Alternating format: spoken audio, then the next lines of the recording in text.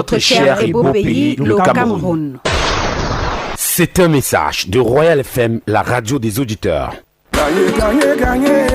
Il est 18h. La liste des cadeaux d'Orange est Dior. 10 voitures neuves de l'heure, 50 voyages pour le Maroc plus, des milliers de maillots des Lions et des centaines de millions chaque semaine avec Max Hit. Orange est là. Royal Soir Bilingue. Anne-Priscille Koubité. Biwa Brian. Le journal.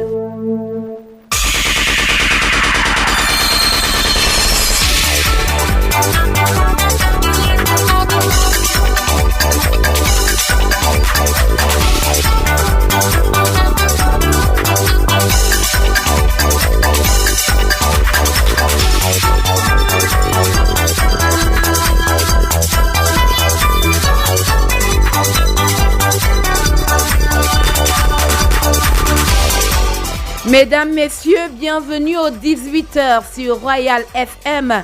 Good evening, Biwa Mark Brian. Good evening, Anne Priscille. The headlines.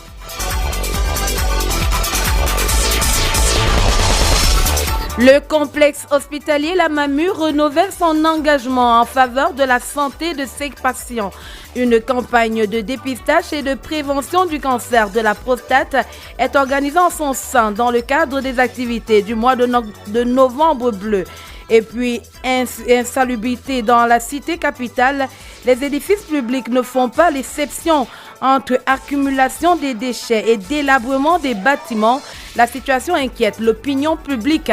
Sa réaction dans ce journal.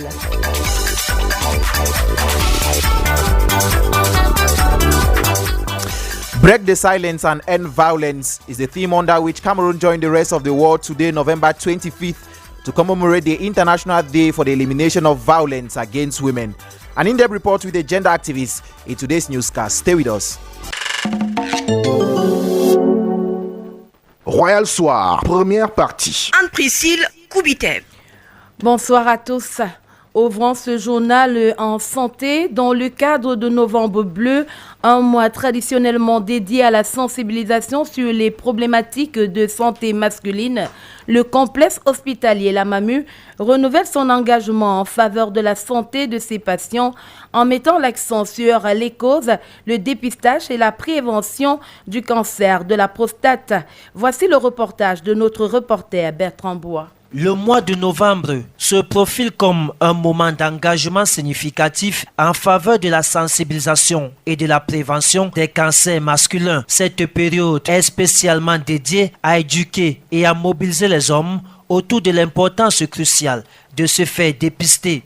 Le cancer de la prostate demeure un défi médical majeur nécessitant une détection précoce pour garantir une intervention rapide et efficace. Jean-Émile Baïha, médecin orthopédiste et chromatologue au complexe hospitalier La Mamu. La prostate est une glande qu'on trouve dans le pelvis des hommes et qui à un certain âge a tendance à prendre du volume. L'objectif est de faire un dépistage le plus global possible et donc La Mamu propose un bilan qui n'est pas exhaustif mais qui est suffisant pour s'assurer que votre prostate va bien. Ces signes précurseurs peuvent se manifester par des variations de taille, des douleurs ou une sensation de pesanteur dans la région testiculaire.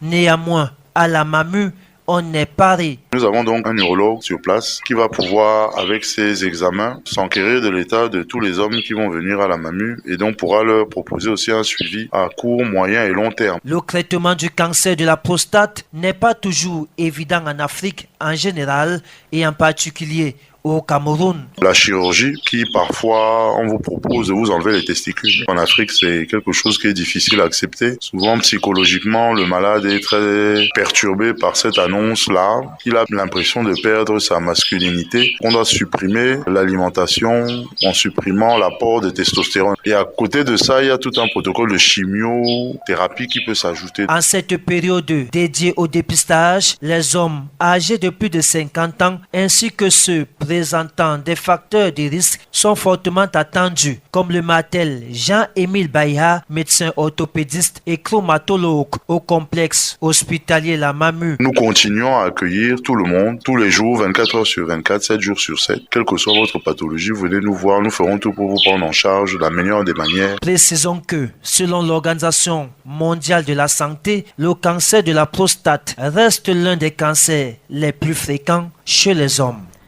Insalubrité dans certains édifices publics, le phénomène perdure et les cas échéants, certains ministères de la ville de Yaoundé, entre plaques indicatives défaillantes, couloirs sales et toilettes défectueuses, rien ne va plus et cette situation inquiète l'opinion publique.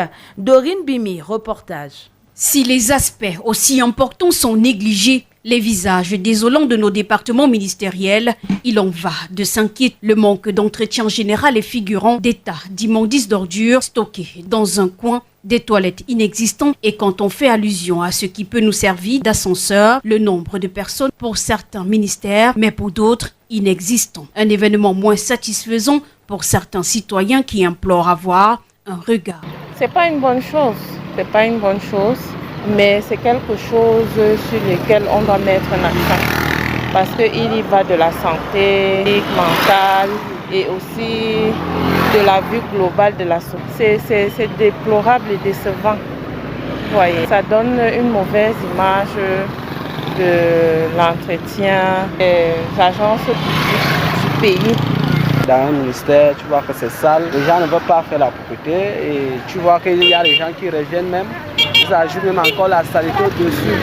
Quand tu vas dire à quelqu'un non, ce que tu fais là n'est pas bien, on va commencer à te mal parler, que tu es quoi, tu connais. Des allées et couloirs encombrés, des équipements de bureaux entretenus avec légèreté, sans compter les mesures sécuritaires qui laissent à désirer et les clichés sont fâcheux. À l'immeuble ministériel, par exemple, ne fonctionne pratiquement pas. Pourtant, il y a un budget. Lorsque le budget des différents ministères sont votés à l'Assemblée nationale, mais pourquoi donc ces responsables donc ne peuvent pas mettre cet argent en jeu, n'est-ce pas, pour entretenir ces toilettes publiques et même les peintures qui sont visibles à distance sur certains immeubles des édifices publics. Vous comprenez donc qu'il y a l'amalgame. On fait la propreté tout autour de l'environnement du ministre, si c'est un ministère, du directeur général, si c'est une société, du commissaire, si c'est un commissariat, du commandant de brigade, s'il s'agit d'une brigade. Or, ces responsables-là, eux-mêmes, ils veulent s'arranger à tout faire. Au moins 2 fois le mois, ils font le tour de ces édifices qui sont à leur charge. Qu'ils essaient un peu d'aller un peu partout, de vérifier les bureaux, de vérifier les toilettes, si tout est en ordre. Et maintenant, s'il arrive ou s'il s'avère que le problème de peinture ou de problème d'un certain niveau de propreté n'est pas à leur responsabilité, alors à ce moment-là, ce sont ces responsables-là qui doivent véritablement faire des notes. Les populations espèrent un meilleur entretien des bâtiments publics car c'est un peu la vitrine de l'état de santé, la gouvernance du pays. L'immigration au Canada est un phénomène qui prend de l'ampleur et le Cameroun n'est pas épargné. En effet, près de 20 000 travailleurs qualifiés ont immigré vers le Canada en 2024, ce qui représente un chiffre significatif, une tendance préoccupante pour l'économie camerounaise qui entraîne une perte de compétences et d'expertise dans divers domaines. Comment comprendre ce départ massif? Élément de réponse dans ce reportage de Francine Ateba, reporter. La fuite des cerveaux est un phénomène de migration qui touche tous les secteurs d'activité du pays. Selon le président du groupement des entreprises du Cameroun, l'État camerounais est le 2e pays au monde pourvoyeur de main-d'œuvre au Canada, juste derrière la France. Un départ massif de près de 20 000 travailleurs qualifiés qui impacte considérablement l'économie camerounaise. L'économiste Bienza Mandeng présente les raisons de cette immigration massive. Le départ massif des Camerounais vers le Canada est un phénomène justifiable, vu que les Camerounais voient à cela une opportunité d'emploi, une opportunité de vie meilleure. On voit certains professeurs, des étudiants, des ingénieurs qui abandonnent des postes ici-là pour aller se retrouver au Canada, parce que Ils espèrent trouver une bonne vie, un climat socio-économique et politique meilleur par rapport ici au pays où le chômage sévit. Une tendance qui a des conséquences sur l'économie. Le Cameroun perd une main-d'œuvre personnelle, on perd aussi ses intellectuels qui préfèrent aller offrir leurs compétences et leur intellect au Canada. Déjà, si cette main-d'œuvre reste au Cameroun, nous pourrons construire notre pays, mais certains préfèrent abandonner des postes pour cette opportunité d'immigration vers le Canada. Face à cette situation, il est impératif de trouver des solutions pour pallier le problème. Déjà, créer des emplois fiables et bien rémunérés. Plusieurs domaines comme l'agriculture, l'informatique, l'industrie. Et essayer d'encadrer sa jeunesse, mettre tout le monde en confiance, offrir les mêmes opportunités et les mêmes chances à tous. Et déjà, le Canada devrait aussi renforcer ses liens avec la diaspora camerounaise pour encourager l'investissement et les échanges. Rappelons qu'en 4 ans seulement, entre 2019 et 2023, 14 135 Camerounais ont immigré au Canada, selon l'Institut statistique du Québec. Près de 20 000 en 2024, un chiffre qui croît au fil des ans. C'est la saignée pour un pays en quête de développement.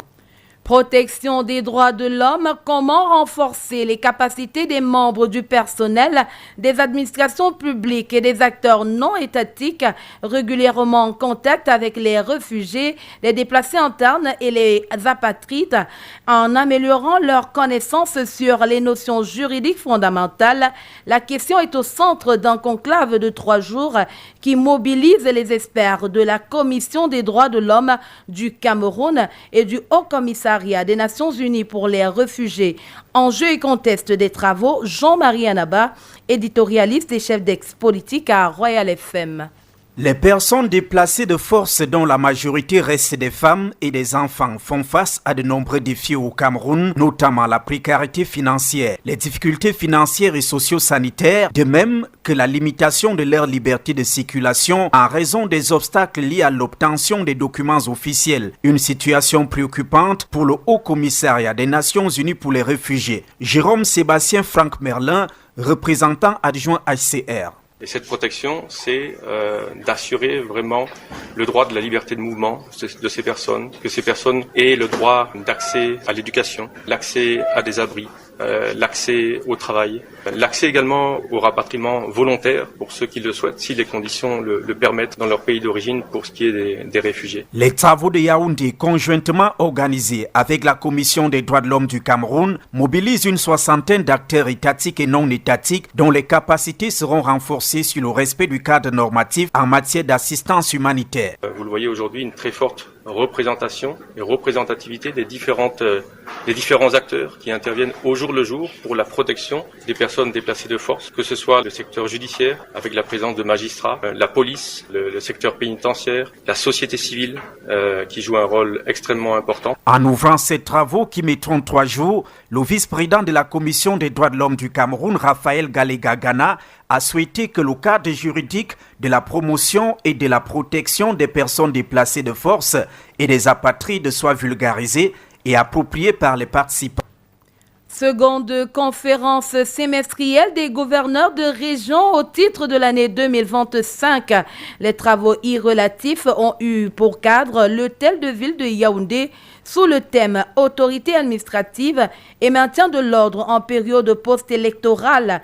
La séance de travail a débuté à 11h par l'allocution du ministre de l'administration territoriale, suivie de la communication conjointe du secrétaire d'État auprès du ministre de la Défense chargé de la gendarmerie, suivi ensuite de celle du délégué général à la Sûreté nationale. Je vous propose d'écouter le ministre de l'administration territoriale qui fait le bilan des crises post-électorales au micro de Claude Baoken. Que le calme et l'ordre règnent sur l'ensemble du territoire national. Désormais, les populations vont librement à leurs occupations. Au final, le bilan de ces groupes électoraux est dressé ainsi qu'il un assaillant décédé dans la région de l'Ouest précise bien que cet assaillant a tenté de détruire les caméras de surveillance pour dissimuler les crimes de ces acolytes. 3 assaillants décédés dans la région de l'Est, 3 assaillants décédés dans la région du Nord, 9 assaillants décédés dans la région du littoral, 4 personnes décédées piétinées dans la région du littoral. Par contre, dans la région de la Damawa, il n'y a pas eu de décès. Dans la région de l'extrêmement, pas de décès. Le plan insurrectionnel, planifié de longue date par le candidat mauvais perdant, a lamentablement échoué. C'est le lieu pour moi de féliciter une fois de plus, après les félicitations de son état, monsieur le président, pour les forces de défense et de sécurité pour leur professionnalisme et leur sang-froid face aux multiples provocations et hors-la-loi aux ordres des ennemis. Les assaillants environ 1243 interpellés en flagrant délit de pillage en bande, d'actes de vandalisme, d'incendie des édifices publics et privés, ainsi que les co-auteurs et complices répondront des atrocités commises devant les tribunaux compétents.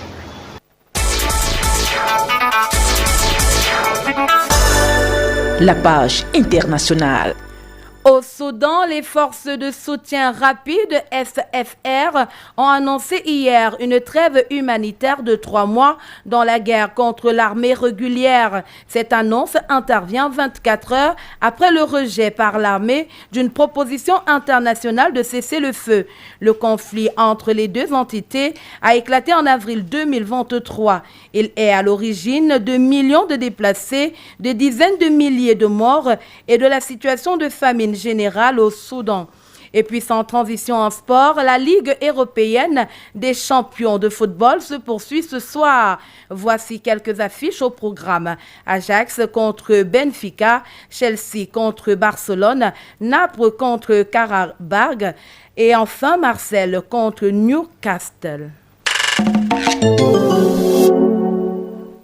The second part of the news in the English language with Biwa Brian. Cameroon today joins the rest of the world to commemorate the International Day for the Elimination of Violence Against Women under the theme Break the Silence and End the Violence. The promise of the day is to raise awareness and the world that women are subjected to rape, domestic violence and other forms of violence. In view of these, Ami Banda, a gender activist and founder of Target Peace, has organized a virtual event under the theme Women and Girls Organizing Their World. Our reporter Ngang Nadesh had an exchange with her and compiled the following report. The United Nations designated the 25th of November to highlight that the scale and true nature of violence against women is often hidden. Amy Banda is a gender activist and founder of Target Peace, an NGO that fights against all forms of violence. Today we are tackling violence against women. We are uniting in energy. We are uniting in beliefs and values and aspirations, in actions, in thoughts and in words to end digital violence against women and girls. From online harassment and cyber stalking to deep fakes, doxing and coordinated misogynistic attacks, technology facilitated GBV has emerged as a disturbing new form of abuse. The event serves as a rallying call to all stakeholders, urging collective action and commitment to play their part in eradicating gender-based violence and fostering a culture of respect, equality and justice. It seeks to mobilize all members of society. Governments must end impunity through laws and penalize it. Technology companies must ensure the safety of platforms and remove harmful content. Donors, you can't keep the money in the bank accounts. You have to provide funding so that feminist organizations can work to eradicate violence, and people like you must raise your voices to help survivors. The activists anticipate that these events will galvanize a renewed sense of purpose and solidarity among stakeholders, inspiring concrete actions and commitments that will ultimately lead to a significant reduction in gender-based violence and create a safer and more equitable society for all. use the internet and online space to drive purpose-driven initiatives that change our world, add value, build people, and build solid blocks, or rather uses it to implement violence and abuse. We will be glad to know that many more women, after listening to the conversation, will not only break the silence, they will end violence, and most of all, be the reason no other woman out there cries. It will be our pride to know that there is no femicide.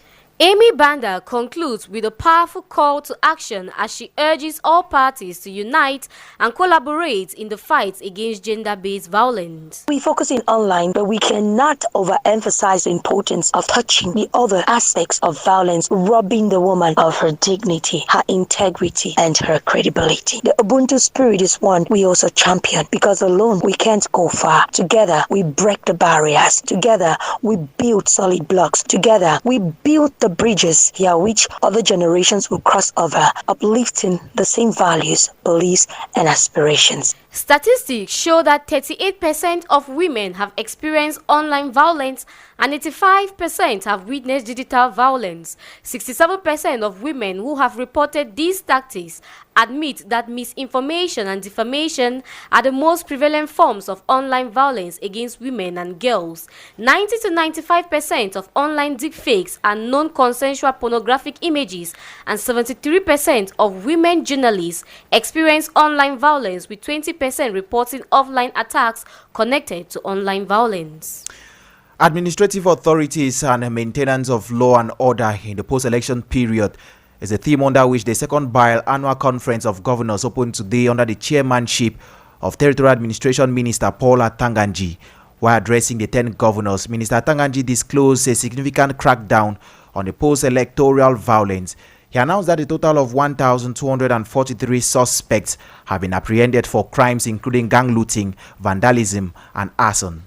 Here now are reactions from some governors minutes to the start of today's conference. Our Fonka Augustine is a governor of the West region. The Northwest is very well, despite some of the security challenges we are still having there. We have been able to organize peacefully the presidential elections and are now preparing for the regional elections and anticipating also the preparation.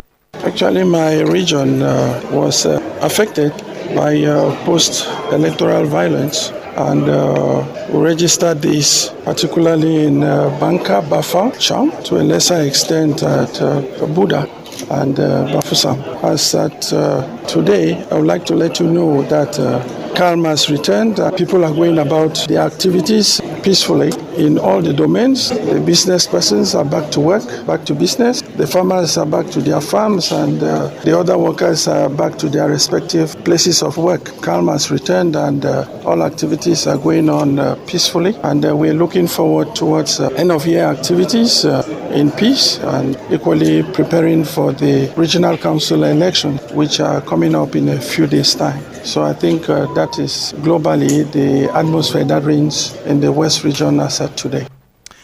An international symposium on the theme International Humanitarian Law and Artificial Intelligence, African Perspectives has taken place today at the Red Cross Hall in Yaoundé.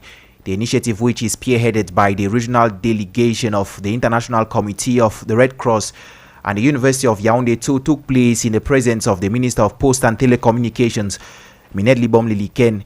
Here now is the regional delegate of the International Committee of the Red Cross, Jan Bonzon, who highlights the main points of the symposium. He spoke on the microphone of our reporter, Anilizet Ambassa. The main question, how to keep humanity in time of conflict, even without the intelligence artificial, the cyber tools or technologies. It is, and it was difficult to keep humanity. So imagine when you have a new layer of technology that are used to combat. And this is all the centrality of the question, and how with the international humanitarian law, the law of conflict, we as a humanitarian, and especially the ICRC, the Red Cross and Red Crescent movement, with the authorities, with the government, we need to discuss to make sure that even though those new tools and technology are used in complementarity with the traditional material for war, we can keep the humanity and we can preserve the protection of the civilian and those who are not fighting or no longer fighting. The Mami Hospital Complex is carrying out activities to fight against prostate cancer in men. The activities include screening services for prostate cancer, diabetes, muscular disorder, and many others. This is in line with the Blue November campaign aimed at preventing and detecting prostate cancer at an early stage. Details with editorialist and director of information, Abel Belasamari. In his mission to put man at the center of his priority, Group Renapo Finance SA through the Mamo Hospital Complex has come up with a health campaign for people above 40 years old, dubbed Blue November. Blue November is a global campaign that raises awareness about prostate cancer and promotes early detection and prevention. Dr. Jean-Amy Baya of the Mamo Hospital Complex explained the symbolism of this Blue November. The symbol is just the following of Pink October. You see that Pink October deal with the cancer in the female population. So just after this Pink October, we go to the Blue November that deal with the health of the male, especially the male above 40 years old. Aging with health is a continuous process of optimizing opportunity to maintain and improve physical and mental health, independent and quality of life through life courses. You know that the prostatic gland is something that you get in your pelvis, in all male pelvis, and it's a gland that with the age you start to have some troubles.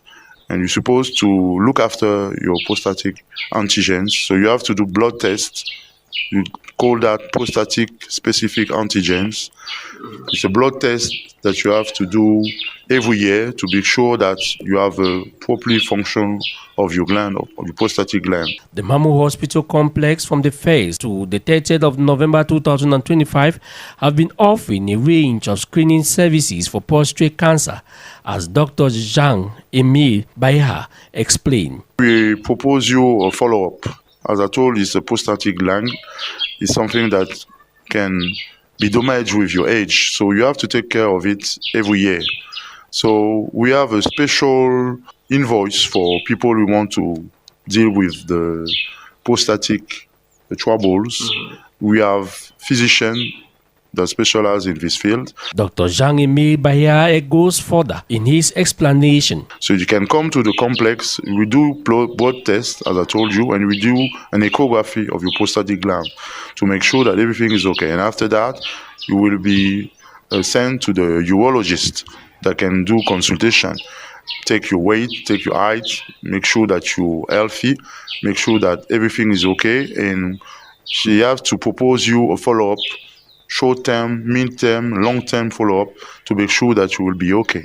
It will interest you to know that in Cameroon, there is no veritable health policy for older people, whereas they have contributed to the construction of this nation. While waiting for the government to do the needful, older people must be catered for. Dr. Jean-Emile Baya outlined the importance of these campaigns. Yeah, the first aim, the most aim of this campaign is to avoid male to get into cancer, because cancer is very difficult to treat, especially in Africa, because you have to have special means. A lot of means is something that not everybody can afford, because if you have two steps, you have the surgery steps and you have the medical test, the steps. So in the surgical field, sometimes we have to remove your testicles. That is something that's very embarrassing for the African people. With November gradually drawing to an end, the management of the Mamo Hospital Complex, through the voice of Dr. Jean-Emile Baya, affirmed the possibility of extending the campaign. Of course, the Mami Hospital is the house of all Cameroonians, so we're still open and we're still there to take care of the Cameroonian people. So we have the other fields, other specialty of medicine. So every disease you have, every concern you have, you can come to the Mami Hospital and we will take care of you. Gone are the days when people died of ignorance and finances. Today, the Mamo Hospital Complex, known as the home of mutualists, is out to give you the health status that you deserve despite your present situation. In economy, over 20,000 Cameroonians have migrated to Canada for 2024 alone. This according to the newspaper L'Economie. a phenomenon that has caused the country lots of economic losses and deficits in several domains. Ivan Sulem Jobati in this light caught up with an expert in this sector to know the reasons for this sudden immigration. His report. According to official statistics from immigration reports, Canada admitted 10,355 Cameroonians between January and June 2024, and a previous figure of 7,845 was reported for the same period, resulting in a total of 18,200 within the first half of 2025, with over 10,000 Cameroonians granted permanent residence, summing up to approximately 36,000 persons on the Canadian soil. Chumulu Eugene expatiates on some of the causes of these. They are going out there for greener pastures, meaning that they want to get what is more better than what Cameroonians are offering to them to be employed, because even some that are here are underemployed. Some have gone out because politically the country is unstable, and as a result, others are running for safety, others are going to engage in other activities that will benefit them and their different families.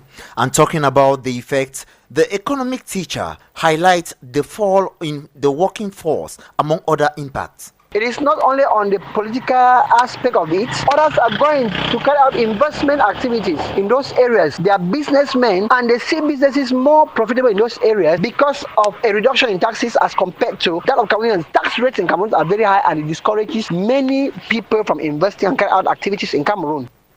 Added to this, our economist Chumulu Eugene Wazimbi further details on how this phenomenon has equally influenced other sectors. The level of economic growth will be very slow and may equally fall. There will be a fall in the reproductive stage. People moving out are people that are of the childbearing age. There will be what we call high dependency ratio, and once there is high dependency ratio, and as a result of this, there is a poor standard of living, and now the cost of living will be very high to these people. There is what we call brain drain. The highly educated ones are leaving, and when they leave behind those that are less educated, and so they select the best and go out, while those that are average, they remain in the country.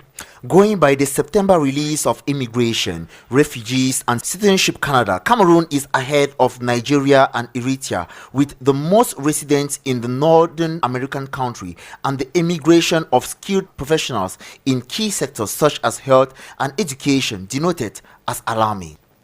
In Cameroon today, it has been noticed that some public properties are in a state of dilapidation, often surrounded by garbage piles. This as a result of neglect and lack of maintenance by the government.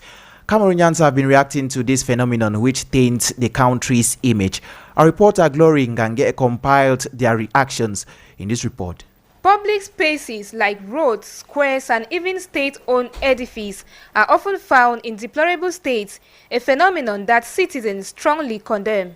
This is just confirming that Cameroon is not a serious country, because I don't understand how public institutions are surrounded with waste. It's actually concerning, especially at a time when hygiene and environmental protection are strongly promoted. It's very regrettable and very disgraceful that many of our public buildings are in a state of dilapidation, abandonment. Some of them, they are very dirty, they have become like dumping sites for waste. That does not reflect the nature of public buildings and how they should be preserved. Agnes and Godwill both hold their peers and the government responsible for the misuse and mismanagement of these properties. This situation persists mainly due to a weak maintenance culture, limited accountability, poor waste management systems, and a general lack of civic responsibility among users. It is just because of a lack of will, both on the part of the government and the part of citizens. So I think that it's a collective responsibility to ensure that these places are kept in a state that reflects the country. Citizens must ensure that they don't dispose waste around public buildings, while the state itself must ensure that state buildings are properly maintained.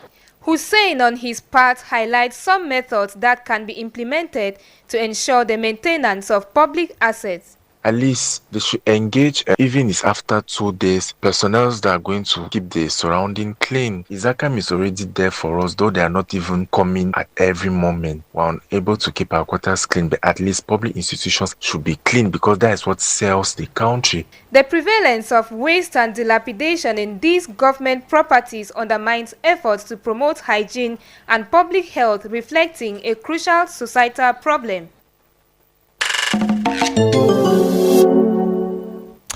In sports too, Cameroonian athletes Olivia Gaboya and Nelly Yumbi are set to represent Cameroon at the World Karate Championship in Egypt from Thursday, November 27 to November 30, 2025.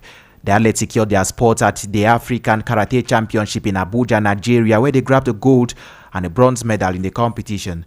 According to the organizers of the World Championship, the said championship will feature 88 countries and about 500 athletes who will compete across 3 different categories.